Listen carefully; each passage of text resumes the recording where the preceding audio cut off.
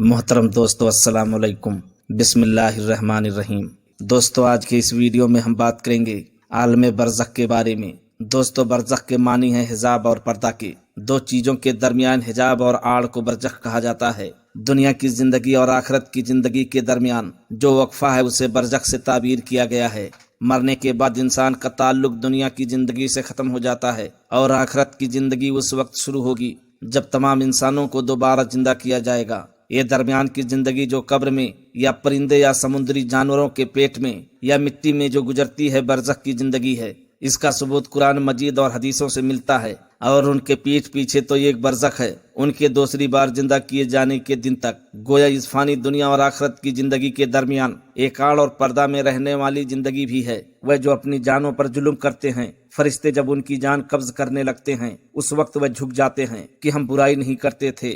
فرشتے جواب دیتے ہیں، کیوں نہیں، اللہ خوب جانتا ہے جو کچھ تم کرتے رہے۔ فرعون اور اس کی قوم کے سارے پیروکاروں پر بری طرح کے عذاب نے آ گھیرا۔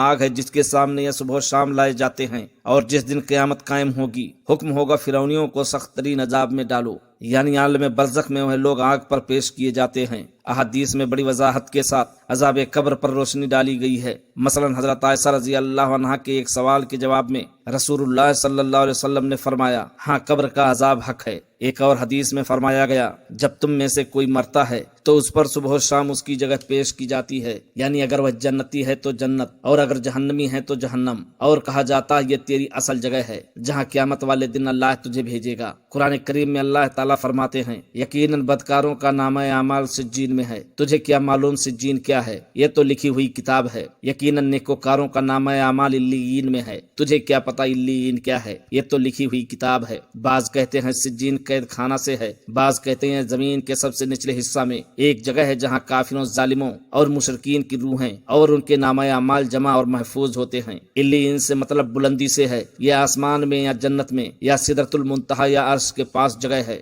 جہاں نیک لوگوں کی روحیں اور ان کے نامہ اعمال محفوظ ہوتے ہیں، جن کے پاس مقرب فرشتے حاضر ہوتے ہیں۔ روحوں کے ٹھہرنے کی جگہ کے 3 درجات ہیں۔ اول انبیاء کرام کی روحیں جو اللہ تعالیٰ کے پاس علیین کے اعلیٰ درجات میں رہتی ہیں۔ دوسرے شہیدوں کی روحیں پرندوں کی شکل میں قندیلوں میں عرش سے لٹکی ہوئی رہتی ہیں اور اپنی خواہش کے مطابق جنت کی نعمتوں سے لطف اندوز ہوتی رہتی ہیں۔ تیسری مسلم و غیر مسلم کی روحیں جن میں مومنوں کی روحیں جنت علیین میں اور کافروں و مشرکوں کی جہنم یعنی سجین میں۔ برزخ کی زندگی سے یہ بھی ثابت ہوتا ہے کہ مرنے کے بعد ہر انسان کی روح اللہ کے حوالات میں رہتی ہے، آزاد نہیں رہتی۔ اس لیے کسی مردہ انسان کی روح کسی زندہ انسان کے جسم میں داخل نہیں ہو سکتی، نہ ہی اس پر قابض ہو سکتی ہے۔ اگر کبھی افواہ کے طور پر یہ سننے میں آئے کہ کسی مرے ہوئے انسان کی روح کسی زندہ انسان پر قبضہ کر کے بات کرنے لگے، یہ محض شیطانوں و جناتوں کی شرارت یا خرافات اور ڈھونگ میں شمار ہوگا۔